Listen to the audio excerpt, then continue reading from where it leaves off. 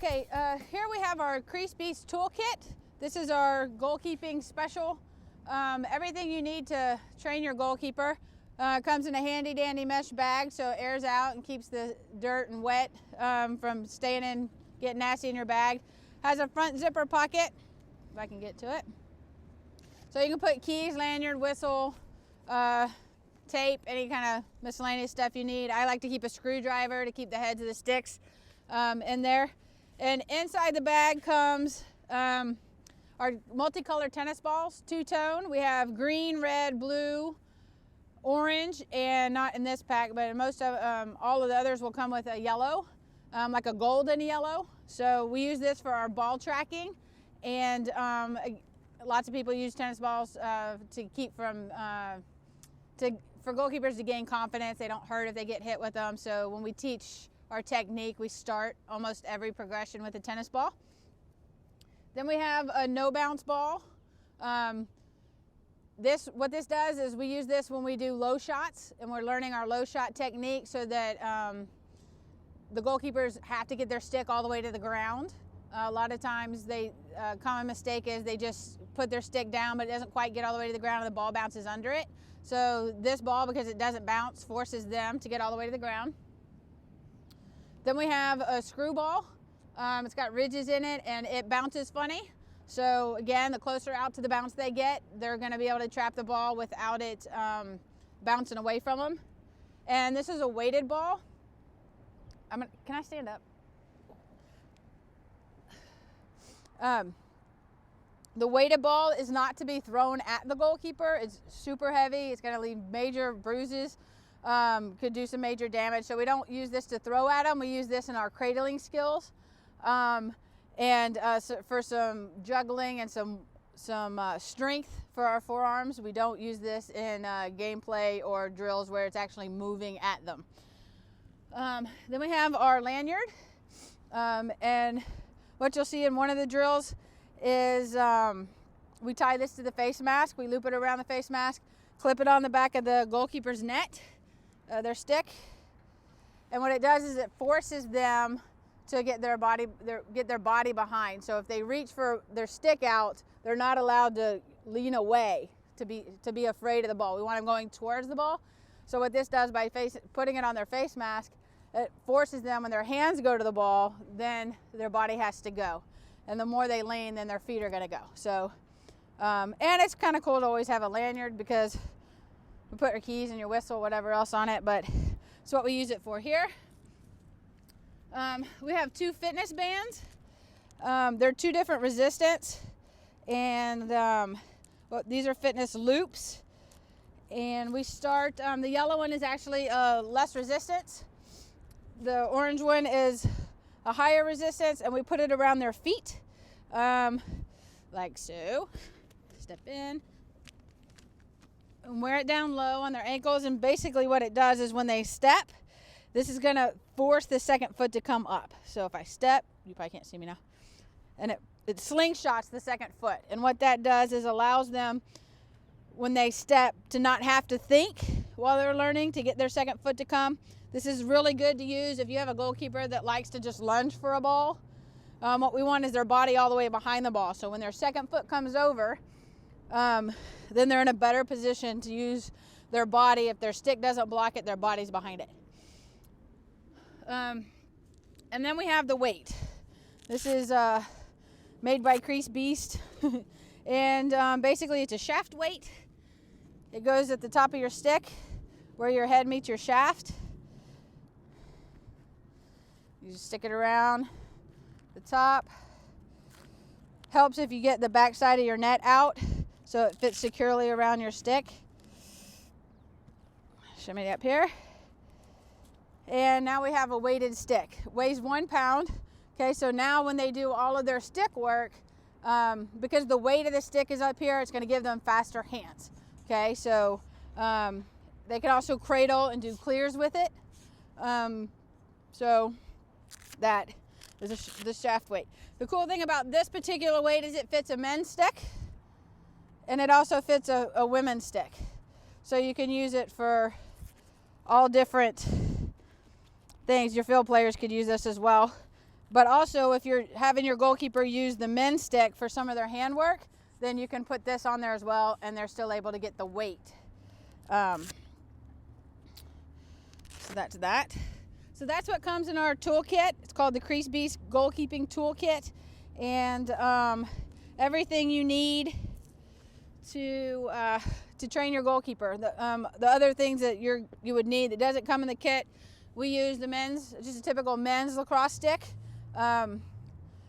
It's a smaller pocket, but it still has a pocket so they're able to catch the ball, but it forces them to get their body and their hands to the ball a little more so than with their normal goalkeeper stick. And then this is just a typical women's stick that we use to shoot on them, but everybody has one of these mostly. So that's it for the toolkit. You can go to www.creasebeast.com and you can buy it there. You can also download our app on Apple or Android. It's Crease Beast Lax, and we sell them on the app as well. Okay.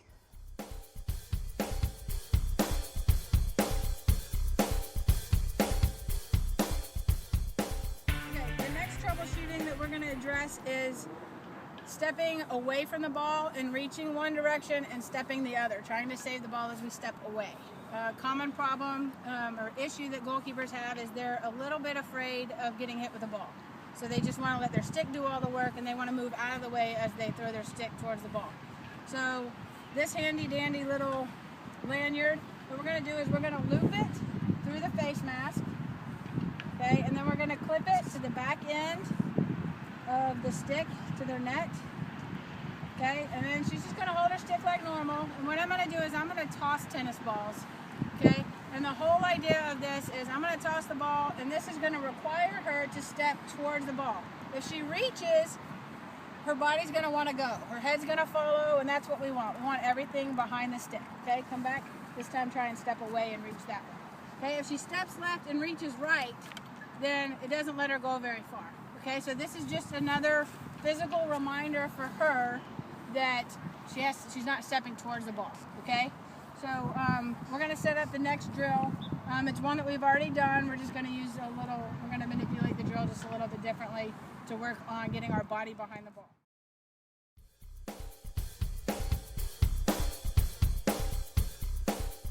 Okay, when you're ready. Ready. Okay, so I'm going to start by tossing tennis balls. These are all going to be high shots. Make you step right or left, okay? And this is going to help us make sure you're stepping towards the ball. Ready? It does make it harder to catch, coaches, so at this point I'm not concerned with whether she's catching it. I'm concerned that her hands are going to the ball and her feet are going in the same direction.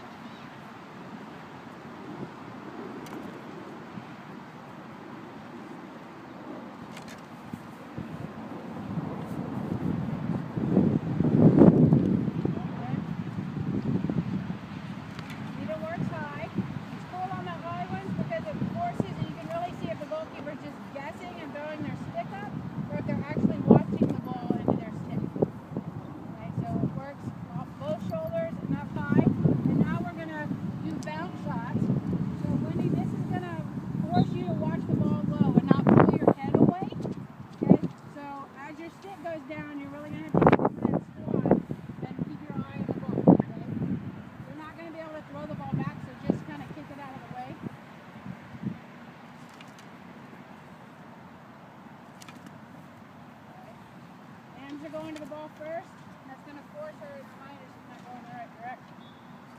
There you go.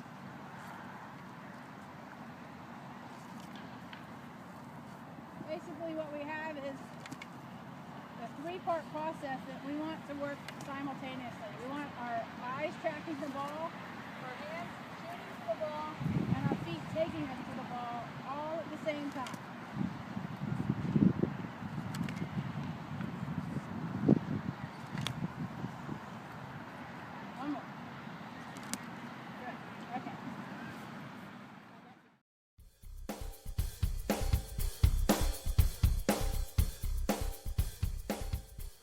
During the last section when we were shooting on, when she was focusing on her feet work, we had, on her footwork, we had two issues that came up. One is stepping and lunging and not bringing the second foot forward.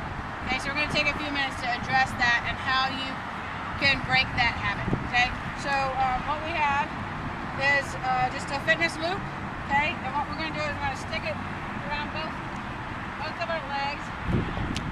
Now, what we're going to ask her to do is the same footwork we just did when we were practicing our steps. Now she's got the fitness loop on, and what's that going to do is go ahead and lunge when she lunges. It's going to shoot the second foot forward. Go ahead and go back.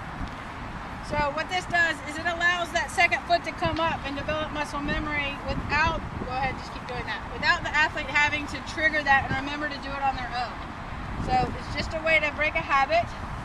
The one thing they're going to have to focus on is when they step, the second foot that shoots up might shoot past their first foot, which would look something like this, and we don't want that. We've opened up now.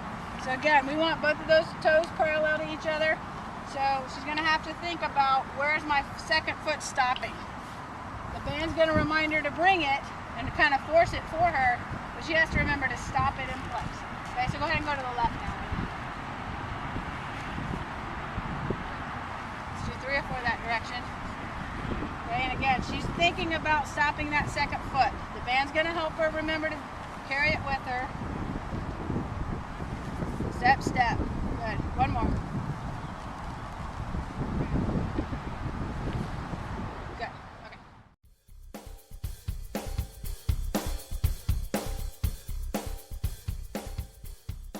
One of the issues that we run into with younger female athletes is their upper body strength and their ability to manipulate the stick.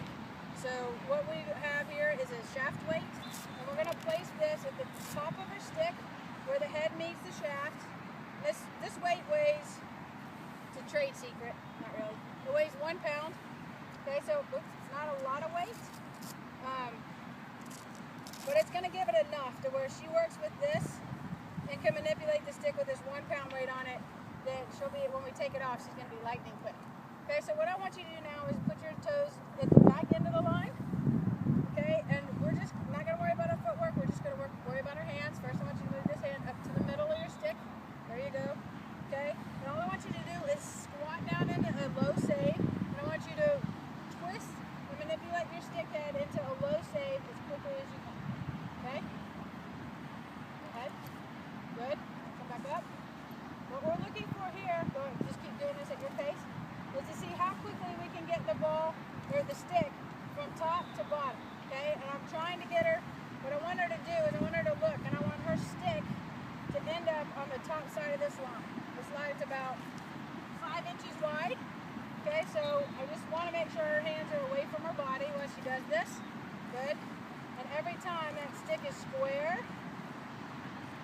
and it's right in the middle of her feet. So take a break for a second. Okay, so one of the common problems is we get our stick, when we come down, we hit our toes, or we come square, we come past center, in which case we're just swiping at the ball. What we want to do is we really want to trap the ball. So in order to trap the ball, we want to be under control every time. And we want that muscle memory to stop right here in the middle of our stance. Okay? So now we're going to do the same thing without the weight. You see how much quicker you are? Move that hand up. There you go. And go. Good. Stop it every time at center. Now what I do with my goalies, okay, you can rest, is we'll do this, I'll time them for 15 seconds, and I'll see how many they can do without the weight at the beginning, and we'll count how many they can do in 15 seconds. Then we'll let them rest, and we'll put the weight on there, and we do another 15 seconds, and we count. Typically, it's 2 to 4 reps slower or fewer with the weight, and then when we go to take the weight off and do it with the stick weight again, it jumps up 2 or 3 past what they did the very first time. So this is good. It just helps them know that they can go faster than what they think they can. So it's a little mind